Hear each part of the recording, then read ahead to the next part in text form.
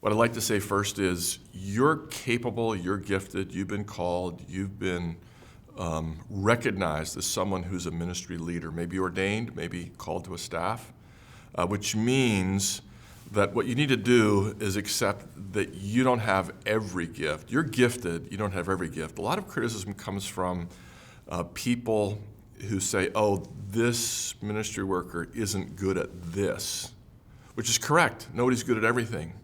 So the first thing I want to say is don't look at the negative, look at the positive. You're gifted. You've been recognized as gifted.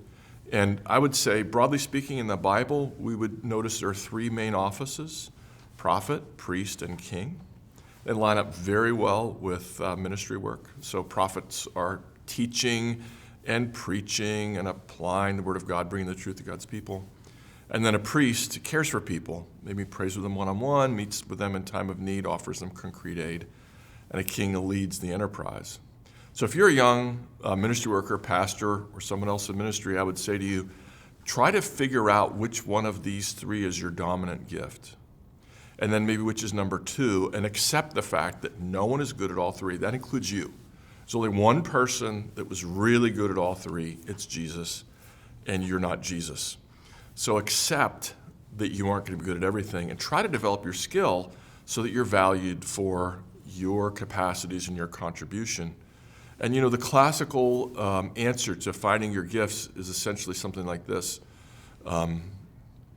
See what you want to do. See what people ask you to do. Let's add, see what you get asked to do over and over again by people who actually know the way the world works. If someone asks you to do something and they're desperate, it doesn't count. If you're asked to do something once and you're never asked to do it again, it doesn't count. But what are you asked to do over and over again by people who know?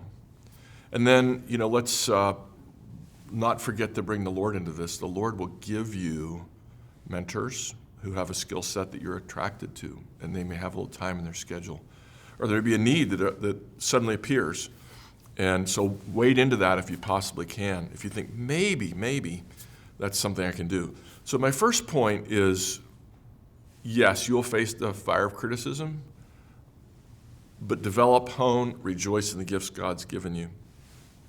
And then sort of side two would be that you are going to be criticized. Every pastor is criticized.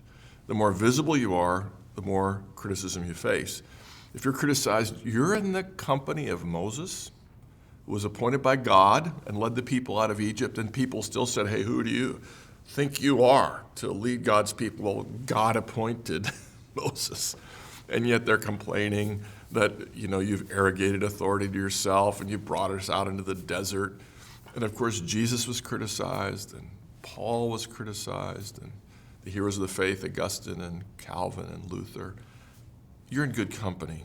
But let me say it a different way. In my ministry, I had a large church for a number of years, and we had three sportscasters in our church.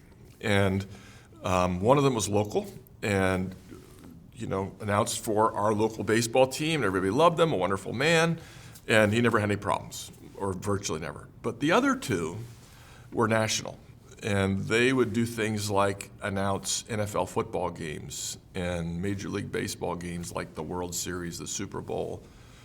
And they were criticized so harshly. The one was criticized for being too intellectual, too opinionated, not friendly enough.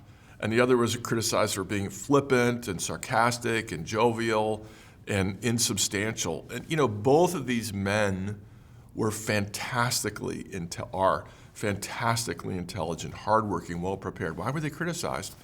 Well, at the end of the game, somebody makes a great defensive stop in the end zone. It's a great play by the Patriots. And then the people who root for the team say, why do you hate my team?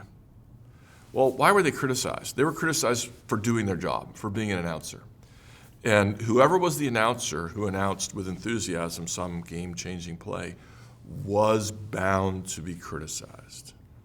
So if you're a minister, you are bound to be criticized. And the more visible your work is, the more you'll be criticized. But take heart. God's called you. God's equipped you. You have skills. You're going to hone them. Don't let the critics get you down.